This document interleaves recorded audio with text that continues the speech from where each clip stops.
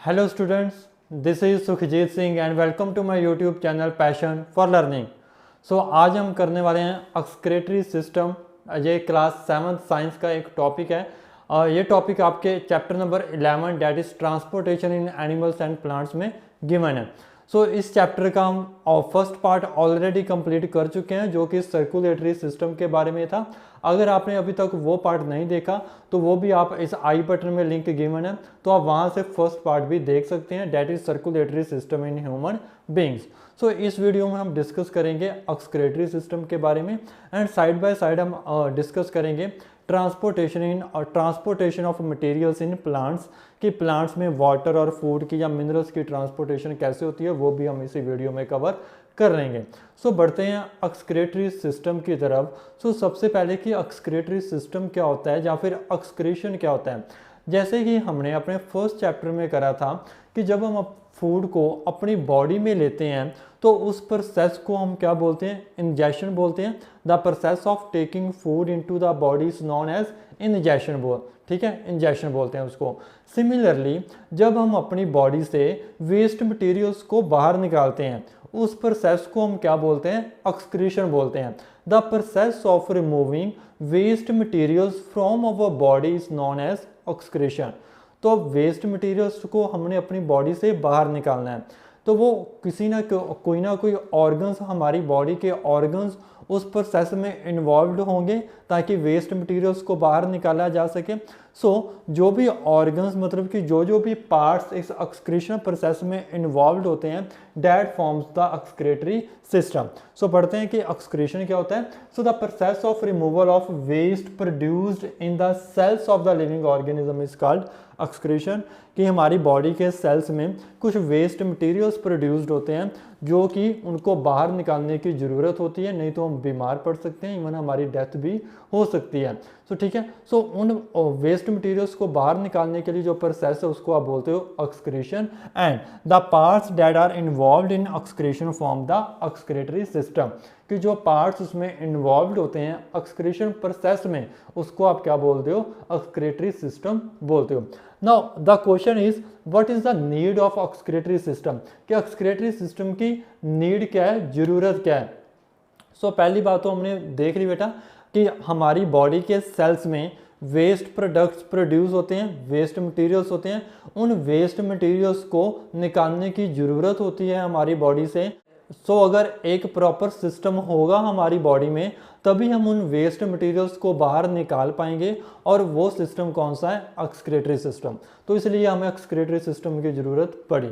Second need क्या है कि क्यों ज़रूरत पड़ी हमें एक्सक्रीटरी सिस्टम की, to regulate the amount of water in our body. कि जो वाटर का अमाउंट है वो हमारी बॉडी में रेगुलेट करता है एक्सक्रीटरी सिस्टम। जैसे कि आपने देखा होगा कि कई बार हम अगर किसी दिन बहुत ज़्यादा पानी पीते हैं तो उस दिन हमें बहुत ज़्यादा टॉयलेट जाना पड़ता है, मतलब कि बहुत ज़्यादा यूरिन पास आउट करना पड़ता है। इसलिए जो एक्सक्रीटरी सिस्टम है वो यूरिन है जो उसकी फॉर्मेशन किससे हो रही है, एक्सक्रीटरी सिस्टम के द्वारा हो रही है। कि हमारी बॉडी में वो वाटर का जो अमाउंट है वो एक बैलेंस्ड अमाउंट रखता है, ज़्यादा भी नहीं होने देता और कम भी नहीं होने देता। This is the need of excretory system. आइए अब हम चलते हैं एक्सक्रीटरी सिस्टम के ऑर्गन्स की तरफ कि कौन कौन से पार्ट्स हमारी बॉडी के एक्सक्रीटरी सिस्टम में इन्वॉल्व होते हैं। बेटा first one and the most important part है जो एक्सक्रीटरी सिस्टम का, डेट आर किडनीज। कि जो हमारी बॉडी में 2 किडनीज होती हैं बेटा, वो क्या होती हैं कि वो एक्सक्रीटरी सिस्टम का एक पार्ट होती है।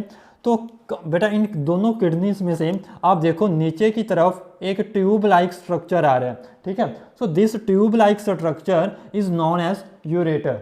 इस ट्यूब लाइक स्ट्रक्चर को आप क्या बोलते हैं, यूरेटर बोलते हैं। फिर ये ट्यूब लाइक स्ट्रक्चर बेटा इस बैग लाइक स्ट्रक्चर में आके खत्म हो रहा है। इस बैग लाइक स्ट्रक्चर को आप क्या बोलते हैं, यूरिनरी ब्लैडर बोलते हैं। क्या बोलते हैं, urinary bladder. Urinary bladder is muscular in nature. मतलब कि मस्कुलर इन नेचर क्या मतलब है कि जो मसल्स होते हैं वो क्या कर सकते हैं, कॉन्ट्रैक्ट कर सकते हैं, एक्सपैंड कर सकते हैं, कॉन्ट्रैक्ट कर सकते हैं, एक्सपैंड कर सकते हैं। सिमिलरली जो हमारा यूरिनरी ब्लैडर है वो भी कॉन्ट्रैक्ट एंड एक्सपैंड कर सकता है। वो आगे हम देखेंगे कि कैसे कर सकता है।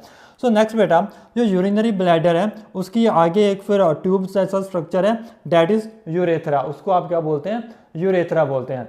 सो आइए अब करते हैं वर्किंग ऑफ एक्सक्रीटरी सिस्टम। सो बेटा ये क्या, दो ब्लड कैपिलरीज है, ठीक है, एक है आर्टरीज है, मतलब कि aorta and one is vena cava, ठीक है। आयोर्टा हमारी बॉडी की सबसे बड़ी आर्टरी है एंड वेना कावा हमारी बॉडी की सबसे बड़ी वेन है, ठीक है।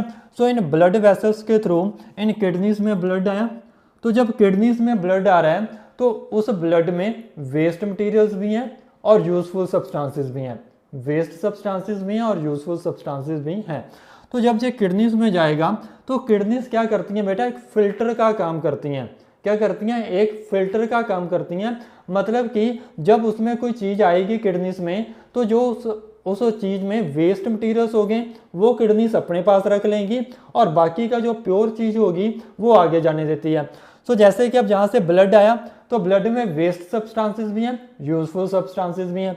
जो वेस्ट सब्सटेंसेस हैं वो किडनी में रह जाएंगे और जो यूजफुल सब्सटेंसेस हैं वो फिर ब्लड में अब्जॉर्ब होके वापस चले जाएंगे, ठीक है। वेस्ट सब्सटेंसेस क्या होंगे बेटा, इन किडनीज में स्टोर हो जाएंगे। तो अब मान लो कि वेस्ट सब्सटेंसेस किडनीज में स्टोर होते गए तो किडनीज क्या करेंगे बेटा, उन वेस्ट सब्सटेंसेस को, उस यूरिन को यूरेटर के थ्रू यूरिनरी ब्लैडर में भेज देती है।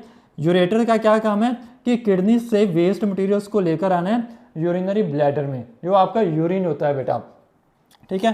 सो यूरिनरी ब्लैडर में आकर आपका जो यूरिन है वो स्टोर होता रहेगा, स्टोर होता रहेगा मतलब कि यूरिनरी ब्लैडर क्या करता रहेगा, एक्सपैंड करता रहेगा, ठीक है। जब उसकी मैक्सिमम लिमिट हो जाती है, मतलब कि जिसके आगे वो अब एक्सपैंड नहीं कर सकता, तो आपको अर्ज होती है कि आप टॉयलेट जाओ, यूरिन पास आउट करो। तो फिर क्या करते हो, आप टॉयलेट जाते हो और जाकर यूरिन पास आउट करते हो, और वो यूरिन पास आउट किसके थ्रू होता है, इसे यूरेथ्रा के थ्रू होता है, यूरेथ्रा ओपनिंग के थ्रू जो यूरिनरी ब्लैडर, जो आपका यूरिन है वो पास आउट होता है। सो बेटा क्या होता है, एक्सक्रीटरी सिस्टम में किडनीज है, किडनीज का क्या काम है कि जो वेस्ट मटेरियल्स है उनको अपने पास इन्होंने रख लेना है। तो फिर वो वेस्ट मटेरियल्स इन यूरेटर्स के थ्रू भेज देती है यूरिनरी ब्लैडर में। यूरिनरी ब्लैडर है मस्कुलर, मतलब कि कॉन्ट्रैक्ट एक्सपैंड कर सकते हैं, तो वेस्ट मटेरियल्स इसमें स्टोर होते रहेंगे, यूरिन इसमें स्टोर होता रहेगा, तो जो एक्सपैंड करता रहेगा। तो जब इसकी मैक्सिमम लिमिट क्रॉस हो जाती है एक्सपैंड करने की, तो फिर हमें अर्ज लगती है कि हम टॉयलेट जाएं, यूरिन पास आउट करें, तो फिर हम यूरेथ्रा के थ्रू जो यूरिन है वो पास आउट करते हैं यूरेथ्रा ओपनिंग के थ्रू। सो आई होप कि आपको समझ आ गया होगा। सो this was the excretory system in human beings. आपके क्लास 7th में सिर्फ इतना ही है, बाकी आप अपनी 10th क्लास में पढ़ोगे कि आयोर्टा क्या होती है, वेना कावा क्या होती है, क्या फंक्शंस होते हैं इनके, that you will study in detail in your 10th class. So आपकी जो 7th क्लास में वो इतना ही है। सो नाउ जो एक अडल्ट ह्यूमन बींग होता है वो एक दिन में कम से कम 1 लीटर से 1.8 litre of urine pass out करता है, ठीक है। जो एक अडल्ट ह्यूमन बींग होता है वो एक दिन में 1 से 1.8 लीटर यूरिन पास आउट करता है। और यूरिन में कौन कौन से सब्सटेंस होते हैं, यूरिन में 95% क्या होते हैं, वाटर होते हैं। Urine contains 95% water, 5% urea and 5% other waste materials, other waste materials। so क्या क्या होता है urine, urine contains 95% water, 5% urea and 5% other waste materials. So ये सारे सब्सटेंसेस होते हैं यूरिन में। सो नेक्स्ट क्वेश्चन बेटा जो आपको स्वेटिंग होती है, पसीना आता है, तो वो पसीना कई बार आप क्या देखते हो कि गर्मियों में आपको पसीना आ रहा है तो आपके अंडर आर्म्स में या कहीं और जहाँ पे आपको पसीना होता है तो वहाँ पे आपके कपड़ों पे कुछ वाइट पैचेस बन जाते हैं, मतलब कि कपड़े वहाँ से वाइट कलर के हो जाते हैं। तो ऐसा क्यों होता है, मतलब कि वो वाइट कलर के क्यों हो जाते हैं। एक्चुअली बेटा जो आपका स्वेट होता है, स्वेट में क्या क्या होता है, sweat contains water plus salt. तो जो आपका स्वेट होता है उसमें वाटर मतलब कि पानी होता है, उसके साथ साथ क्या होता है, सॉल्ट होता है। तो उस सॉल्ट की वजह से जो आपके कपड़ों पे वाइट पैचेस है वो आ जाते हैं जब आपको पसीना आता है during the sweating in the summer season. So वो वाइट पैचेस किसके कारण आते हैं, सॉल्ट के कारण आते हैं। और आपके स्वेट में क्या क्या होता है, वाटर एंड सॉल्ट होता है। इसके अलावा स्वेट का एक और इम्पॉर्टेंट काम है बेटा, जैसे कि आप गर्मियों में मटके में पानी रखते हो तो मटके में पानी क्या होता है, बहुत ज़्यादा ठंडा हो जाता है, मतलब कि वो इवेपोरेशन होती रहती है, उनके पोर्स के थ्रू उसकी इवेपोरेशन होती रहती है। और आपने यहीं पे बस यहाँ पे यही चीज़ याद रखनी है कि जब भी इवेपोरेशन होगा तो इवेपोरेशन कूलिंग इफेक्ट देकर जाएगा। ठीक है, आप 9th क्लास में पढ़ोगे कि इवेपोरेशन कूलिंग इफेक्ट कैसे देता है, that you will study in your 9th class. बस आपने यही याद रखना है यहाँ पे कि जो इवेपोरेशन है वो कूलिंग इफेक्ट देकर जाता है। तो जब आपके स्वेट की इवेपोरेशन होगी तो हमारी बॉडी में क्या आएगा, कूलिंग इफेक्ट आएगा और हमें बहुत ज़्यादा ठंडा ठंडा लगेगा। कई बार आपने देखा होगा कि जब आपको बहुत ज़्यादा पसीना आया होता है तो आप पंखे के नीचे अगर खड़े होते हो तो आपको बहुत ज़्यादा कूलिंग इफेक्ट फील होता है, मतलब कि बहुत ठंड ठंड सी फील होती है। वो क्यों? क्योंकि आपने फैन को ऑन किया, पंखा ऑन किया, तो जो स्वेट है उसकी इवेपोरेशन हो रही है। तो अगर इवेपोरेशन हो रही है तो इवेपोरेशन क्या देकर जाएगा, कूलिंग इफेक्ट देकर जाएगा। सो इसी कारण आपको जो ठंड फील होती है, कूलिंग इफेक्ट आता है during the evaporation of sweat. So this was all about the sweat and urine and about the excretory system. So चलिए अब हम करते हैं ट्रांसपोर्टेशन इन प्लांट्स की प्लांट्स में फूड मटेरियल्स, वाटर, मिनरल्स कैसे ट्रांसपोर्ट होते हैं। So let's discuss about that. तो चलिए अब करते हैं कि प्लांट्स में वाटर, मिनरल्स, फूड कैसे ट्रांसपोर्ट होता है। सो जैसे कि ये मैंने एक ट्री की डायग्राम ड्रॉ कर रखी है। ठीक है, सो अब क्या होगा बेटा कि जो वाटर है, प्लांट्स वाटर ऑब्जॉर्ब कहाँ से करते हैं, with the help of roots. So roots की हेल्प से वो वाटर ऑब्जॉर्ब करते हैं। लेकिन आपको पता है कि जो प्लांट्स का फूड है, वो जो फूड की फॉर्मेशन है प्लांट्स में, वो कहाँ पे बनता है, फूड कहाँ पे प्रिपेयर होता है प्लांट्स का, इन लीव्स में फूड प्रिपेयर करते हैं प्लांट्स। और फूड प्रिपेयर करने के लिए प्लांट्स को क्या चाहिए, एक तो चाहिए कार्बन डाइऑक्साइड और एक चाहिए वाटर, H2O इज वाटर, एक वाटर चाहिए। लेकिन अब वाटर ऑब्जॉर्ब कौन कर रहा है, रूट हेयर्स ऑब्जॉर्ब कर रही हैं। लेकिन ये पानी को जाना कहाँ तक है, लीव्स तक जाना है, जो यहाँ पे पत्ते होंगे। ठीक है, लीव्स तक पहुँचना है, क्योंकि अगर ये वाटर लीव्स तक पहुँचेगा तभी प्लांट्स अपना फूड प्रिपेयर कर पाएंगे वाटर को यूज करके। So now the question is कि ये वाटर है जो वो लीव्स तक कैसे पहुँचेगा। नेक्स्ट थिंग है जो वो ये कि हमने देखा कि जो प्लांट्स फूड प्रिपेयर करते हैं, वो प्लांट्स फूड कहाँ पे प्रिपेयर करते हैं, लीव्स में प्रिपेयर करते हैं। ठीक है, लेकिन हमें पता है कि each and every part of the plant needs food, कि प्लांट के हर पार्ट को, चाहे वो रूट्स हैं, चाहे वो ब्रांचेस हैं, चाहे वो ट्रंक है, सभी पार्ट्स को फूड चाहिए। लेकिन फूड तो प्रिपेयर हो रहा है लीव्स में, तो इट मीन्स अब फूड को भी डिफरेंट पार्ट्स तक पहुंचना है, ट्रांसपोर्ट होना है। तो जब यहाँ पे अब ये क्वेश्चन है कि वाटर एंड फूड की जो ट्रांसपोर्टेशन है वो प्लांट्स में कैसे होती है। सो फर्स्टली बेटा डिस्कस करते हैं कि वाटर ऑब्जॉर्ब कैसे होता है। सो जो प्लांट्स की रूट्स होती हैं वो आपको पता है कि डीप इनसाइड द सॉइल गई होती हैं। ठीक है, और जो रूट्स होती हैं, रूट हेयर्स होते हैं उनके, मतलब कि उनकी आगे कुछ निकली होती है ब्रांचेस वगैरह रूट्स की, मतलब कि रूट हेयर्स होते हैं। तो रूट हेयर्स क्या करते हैं बेटा, रूट हेयर्स सरफेस एरिया को इंक्रीज करते हैं सो that more and more water can B observe. For example अब देखो यहाँ पे सिर्फ एक रूट है, तो ये सिर्फ एक रूट ही वाटर को ऑब्जॉर्ब कर रही है। और यहाँ पे हैं बहुत सारी रूट्स, बहुत सारे यहाँ पे रूट हेयर्स हैं।